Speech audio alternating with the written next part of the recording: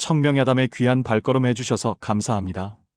오늘도 마음 편안하고 행복한 하루 보내시길 바랍니다. 눈부시게 아름다운 여인이 있었습니다.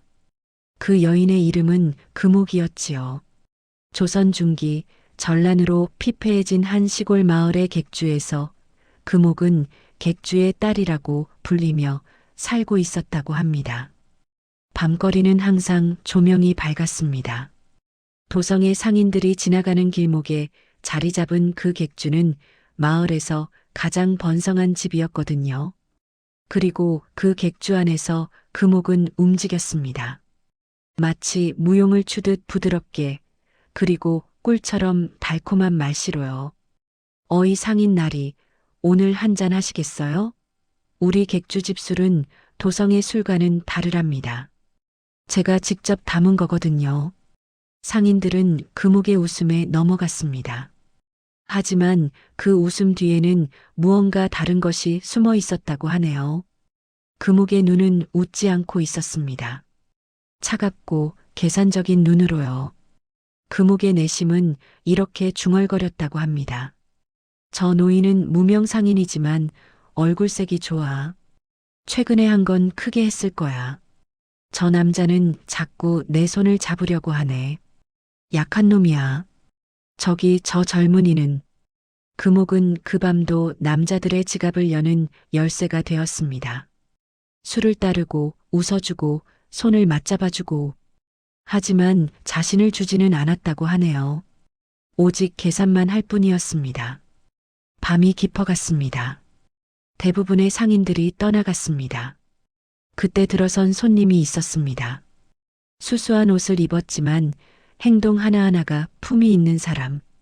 서준이었습니다. 손님 날이 밤이 많이 늦었는데요. 한잔하고 가실래요? 금옥은 서준을 평소처럼 대하려 했습니다. 하지만 뭔가 달랐습니다. 서준은 금옥을 정면으로 봤거든요. 그리고 그 눈에는 욕정이나 그리움이 아니라 다른 것이 담겨 있었습니다. 무언가를 찾는 눈이었다고 하네요. 금옥의 내심은 처음으로 흔들렸습니다. 저 사람은 뭘 찾는 거야? 서준은 천천히 자리에 앉았습니다. 조용히 술잔을 내밀었습니다. 이 밤이 그대를 얼마나 바쁘게 하는지 본다면 그 약간의 술은 미안한 마음이 되겠소. 금옥의 얼굴이 순간 경직되었습니다. 나리의 말씀이 어떤 뜻이신가요? 그대는 지금 이 순간도 내 호주머니를 재고 있지 않은가? 그리고 내 행동을 봐서는 나를 어떻게 조종할지 생각하고 있지 않은가? 금옥이 웃음을 잃었습니다. 처음으로 그녀의 계산이 무너졌습니다. 그리고 금옥은 그 순간을 평생 잊지 못했다고 하네요. 처음으로 누군가가 그녀의 진정한 모습을 봤던 그 순간 말입니다. 한편 마을 외곽의 신당에서 무당 영감 할머니는 절을 하고 있었습니다. 그녀는 마을 사람들이 두려워하는 존재였다고 합니다. 이미 70살이 넘었는데 그녀의 눈은 이 세상의 모든 것을 보는 눈이라고 했거든요. 하늘이시여, 보세요. 저 여자의 죄를 세어보세요. 무당은 신단에 무릎을 꿇었습니다. 한 남자, 두 남자, 세 남자. 벌써 30이 넘었어요. 각자의 남자들은 저 여자 때문에 아내를 버렸고 사업을 망쳤고 누군 목숨까지 잃었어요. 하늘이시여, 이것이 죄가 아니면 뭐가 죄인가요? 무당이 하늘을 향해 두 손을 모았습니다. 저 여자가 맺은 모든 업의 인을 잘라버려 주세요. 아니면 저 여자에게 깨달음이라도 주세요. 그래서 이 땅에서 더 이상 피를 흘리는 일 없게 해주세요. 갑자기 천둥 소리가 울렸습니다. 하지만 밤하늘은 여전히 맑았다고 하네요. 그리고 하늘의 별들 중 4개가 유독 밝게 빛났습니다. 그러다가 떨어졌다고 합니다. 별이 하나씩 떨어졌습니다. 마치 유성처럼 말입니다. 그 이후로 서준은 객주에 자주 왔다고 합니다. 도성으로 가는 길에 항상 들르는 정거장이 되었다고요. 그리고 금옥은 금옥은 매번 그를 만날 때마다 더 혼란스러워졌다고 하네요. 한밤 금옥은 술병을 들고 서준 앞에 앉았습니다. 나리, 나 한 가지 물어봐도 돼요? 묻거라. 나리는 왜 자꾸 날 찾아오는 거예요? 날 소유하려는 것도 아니고 돈을 주려는 것도 아니고 뭐 원하는 게 있는 건 아니고요. 서준이 금옥을 천천히 바라봤습니다. 아니요. 나도 그대를 보고 무언가를 원하고 있어. 다만 그것이 다른 것일 뿐이요. 뭐려? 그대의 진심을 원하오. 그대가 정말로 무엇을 원하는지, 무엇을 두려워하는지, 누군가를 진심으로 사랑할 수 있는지, 그런 것들 말이요. 금옥이 술잔을 내려놓았습니다. 그녀의 손이 떨렸다고 하네요. 그때 서준은 금옥의 어머니를 찾아갔습니다. 금옥이 어디에 살고 있는지를 찾아낸 것입니다. 초라한 초가집, 병으로 누워있는 금옥의 어머니 앞에서 서준은 정중하게 절을 했습니다. 할머니시여니, 제가 있는 동안은 따님과 할머니 두 분 다 편히 살 수 있도록 하겠습니다. 제 말을 믿어주실까요? 금옥의 어머니는 서준을 보며 눈물을 흘렸습니다. 그동안 얼마나 딸을 걱정했는지 보였다고 하네요. 아, 우리 금옥이가 저런 좋은 사람을 만났다니. 하늘이 우리 금옥이를 버리지 않은 거구나. 그런데 그 밤 문제가 생겼습니다. 한 양반의 신복이 금옥을 찾아온 것입니다. 이 지역의 최고 부자 양반 말입니다.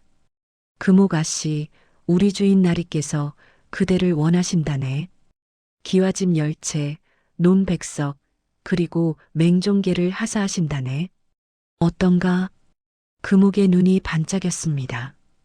그 순간의 표정이 모든 걸 말해줬다고 하네요.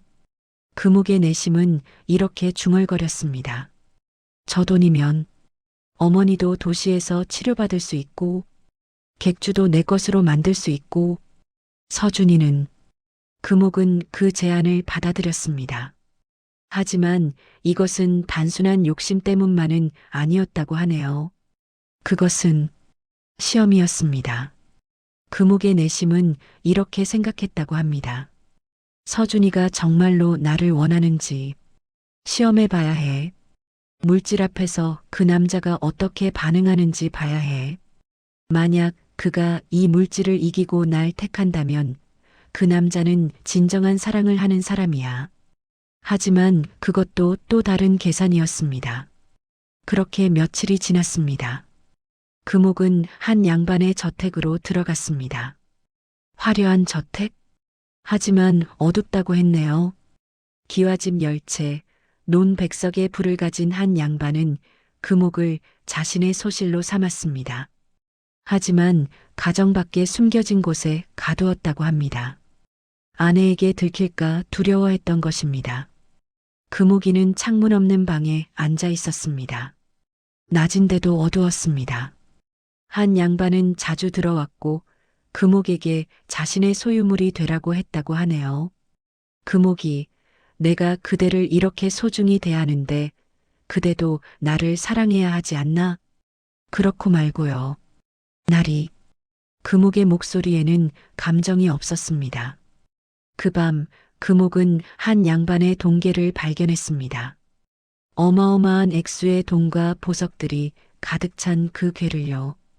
금옥의 내심 저 돈이면 객주도 내 것으로 만들 수 있어. 어머니를 도시로 모실 수도 있고 아무도 나를 종처럼 대하지 않을 거야. 서준이는 이제 필요 없어. 이 돈만 있으면 충분해. 새로운 생각이 금옥의 머릿속을 지배했습니다. 그 밤은 평온하지 않았습니다. 한 양반과 금옥이 함께 있을 때 갑자기 검은 새까마귀가 창문을 3번 두드렸습니다. 쿵, 쿵, 쿵. 한 양반이 벌떡 일어났습니다. 이게 뭐지? 이건 마마역신의 신호야. 더 큰 폭풍이 몰려왔습니다. 밖은 갑자기 어두워졌습니다. 별들이 보였습니다. 금옥은 하늘을 봤습니다. 별자리를 봤다고 하네요. 금옥에 내신 별이 또 떨어져 있네. 무당 할머니의 목소리가 들렸다고 합니다. 전현이 하는 짓을 봐. 이대로 놔두면 천벌이 따를 텐데. 금옥의 얼굴이 창백해졌다고 하네요. 뭐가 일어나는 거야? 한 양반은 계속 불안해했습니다. 내 팔자야. 뭔가 불길해. 뭔가 크게 잘못될 거야. 금옥은 그때 느꼈다고 합니다. 자신이 뭔가 크고 돌이킬 수 없는 것을 시작했다는 것을 말입니다. 3일 후 새벽이 밝았습니다. 금옥은 한 양반의 동계를 들고 도망쳤습니다. 하지만 그 도망은 죽음의 시작이었다고 하네요. 거리를 달리는 금옥의 모습이 있었습니다. 뒤에는 횃불을 든 광군들이 따라왔다고 합니다. 비극은 연쇄적으로 일어났습니다. 첫째, 한 양반의 아내가 남편의 비밀을 알아냈습니다. 금옥의 존재를 알게 된 것입니다. 분노한 아내는 칼을 들었습니다. 내 이놈, 내 옆에 다른 년이 있었단 말이야. 한 양반은 목에 피를 흘렸습니다. 열흘을 앓다가 죽었다고 하네요. 돈이 많은 것도 권력이 있는 것도 죽음 앞에서는 의미가 없었습니다. 둘째, 금옥을 따라 도망친 한 양반의 종 은내가 산에서 떨어져 죽었습니다. 셋째, 금옥이 훔친 돈으로 시작한 객주가 불이 났습니다. 거대한 불길이 하늘을 향해 솟아났습니다. 마을 사람 금옥이 그 여자가 해먹은 짓이야. 돈을 훔친 여자야. 관청은 금옥을 찾았습니다. 광군들이 그녀를 잡으러 나섰다고 하네요. 금옥이라는 여자를 찾아라. 산채로 잡아오면 상금이 있을 것이다. 금옥은 도망쳤습니다. 광군으로부터 자신의 죄로부터 도망쳤습니다. 하지만 도망칠 곳은 없었다고 하네요. 밤의 산길. 광군이 금옥을 뒤쫓았습니다. 금옥이 넘어졌습니다. 으악! 누가 날 도와줘. 그 순간 한 사람이 금옥을 들어 올렸습니다. 서준이었습니다. 서준은 그곳에 있었습니다. 금옥을 지켜보고 있었던 것입니다. 그 모든 시간을 말입니다. 당신을 왜 도와주느냐고 묻겠군요. 나도 모르오. 그저 당신이 죽는 건 안 되겠다는 생각뿐이요. 서준이 금옥을 들어 올려 산을 올랐습니다. 계속 도망칩시다. 최소한 이 밤만이라도. 금옥과 서준이 산을 넘었습니다. 뒤에서는 광군의 횃불이 희미하게 보였다고 하네요. 나리, 왜 자꾸 날 도와줘요? 나는 당신의 진심을 기다렸소. 그 진심이 나타날 때까지 말이요. 며칠 후 금옥의 어머니가 누워있는 초가집. 서준의 어머니도 함께 있었습니다. 금옥과 서준이 도착했을 때 금옥의 어머니는 이미 위중했다고 합니다. 하지만 어머니는 서준의 어머니가 자신을 돌봐주고 있었다는 것을 알고 있었다고 하네요.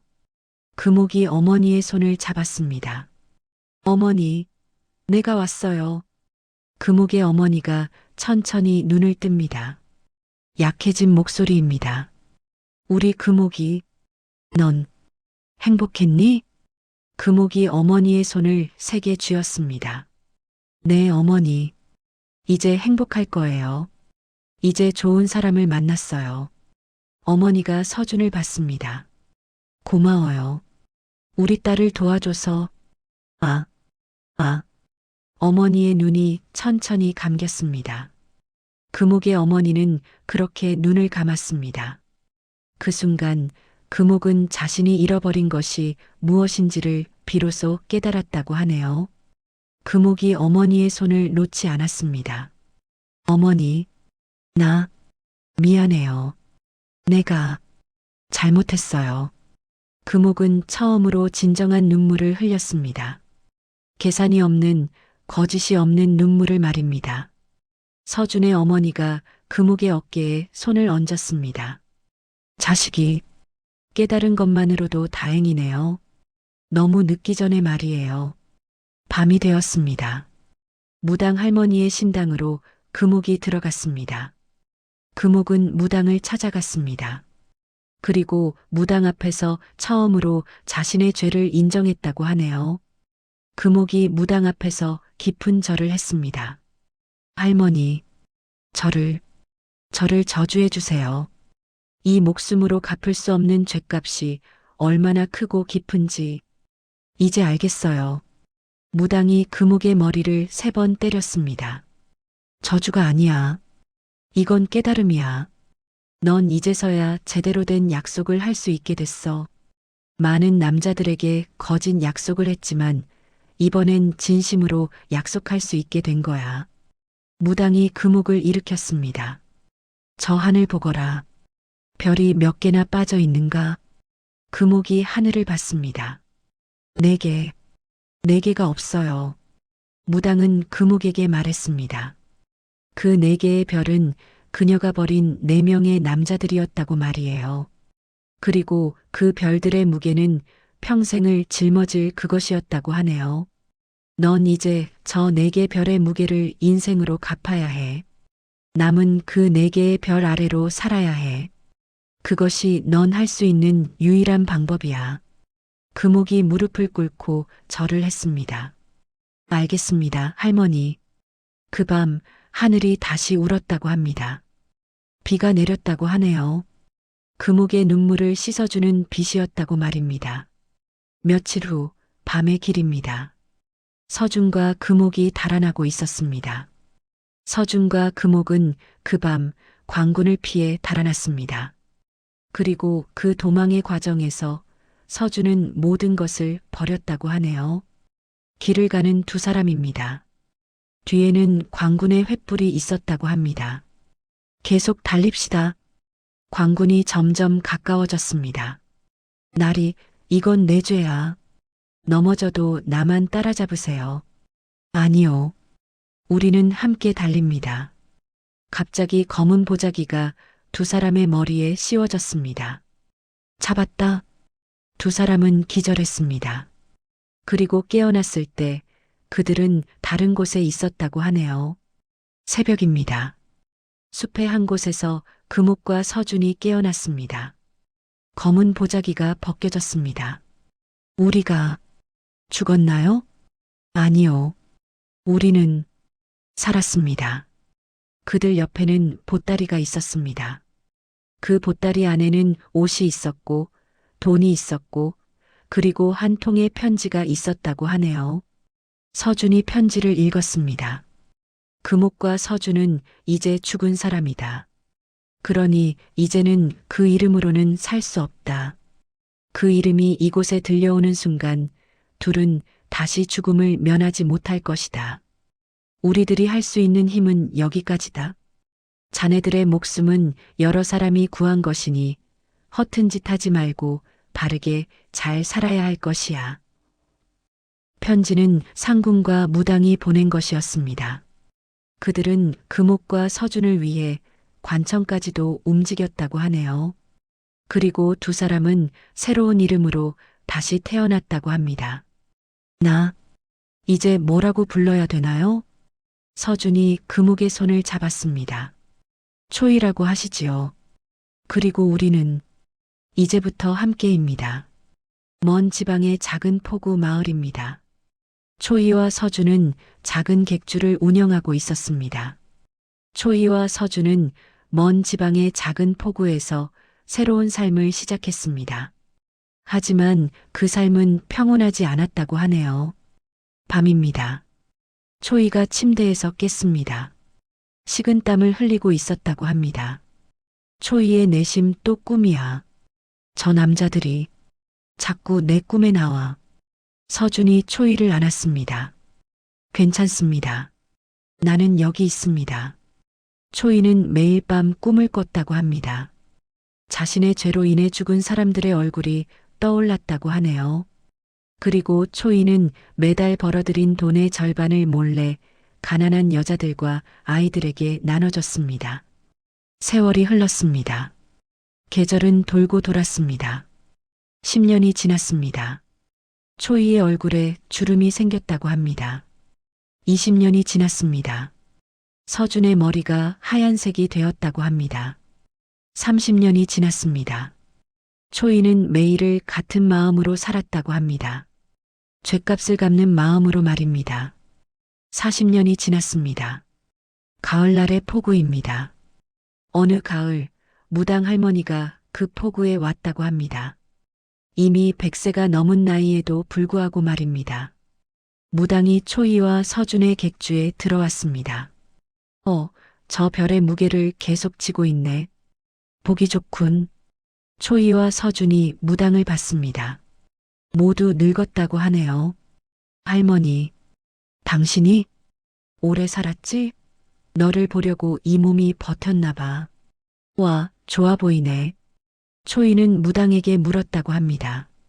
자신이 언제까지 이렇게 살아야 하는지를 말입니다. 할머니, 저는 언제까지 이렇게 살아야 돼요?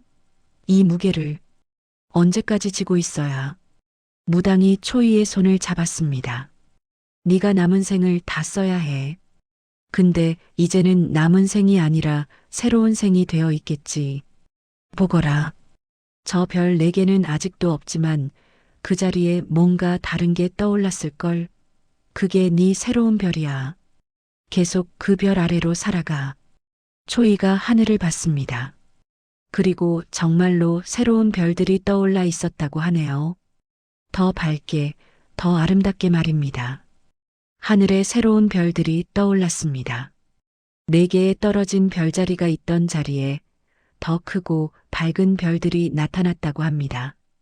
초이의 내심저, 별들이 아름답네요.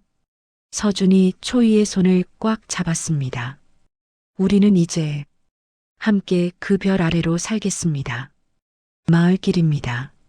늙은 초이와 서준이 함께 차를 마시고 있었습니다. 창밖으로는 가을바람이 불고 있었습니다. 둘의 얼굴은 평온하지만 어딘가 슬픈 표정이 있었다고 하네요. 세상에는 2 종류의 사람이 있다고 합니다. 하나는 자신의 거울을 못 본 사람이고 하나는 거울 속의 자신이 얼마나 까만지 알게 된 사람이라고 말이에요.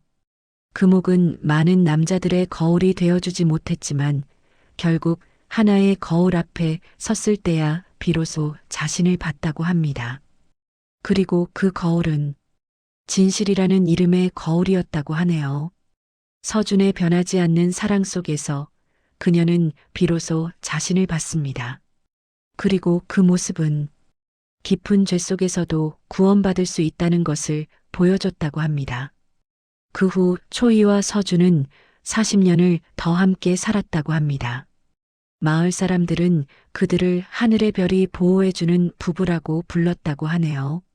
초이는 평생을 가난한 이들을 돕는 데 썼고 서준은 초이의 곁에서 그 무게를 나눠지고 살았다고 합니다. 그리고 마을의 할머니들은 초이를 보며 이렇게 말했다고 하네요. 저 여자 봐라. 저 여자는 죗값을 갚고 있어. 하지만 그건 저주가 아니라 사랑이야. 한 남자의 변하지 않는 사랑 속에서 저 여자는 자신을 구원했어. 우리도 그런 사랑을 할 수 있을까? 우리는 때때로 과거의 실수에 대해 뉘우치고 반성합니다. 그리고 그것을 토대로 현재를 더 나은 방향으로 살아가고 있습니다. 그 과정에서 우리는 자신의 내면을 되짚고 결코 잊지 않을 깊은 교훈을 얻게 되는 것 같습니다. 그리고 이런 회고와 반성이 우리를 더욱 강하고 성숙한 사람으로 이끌어주는 것 말이에요. 더 나은 미래를 위해 과거를 되짚으며 새로운 시작을 하는 것. 그것이 우리의 삶이 아닐까요? 초이의 이야기를 들으며 혹시 그대의 인생 속에 초이가 있지 않은지 돌아보시기 바랍니다. 그리고 혹시 그대가 서준이라면 그 고통의 무게를 나눠지고 있는지 말입니다. 우리의 인생은 별 아래의 것입니다. 그 별이 어떤 별이든 우리는 계속 걸어가야 합니다. 이 이야기를 듣는 모든 분들이 더 따뜻한 별 아래로 살아가길 바랍니다.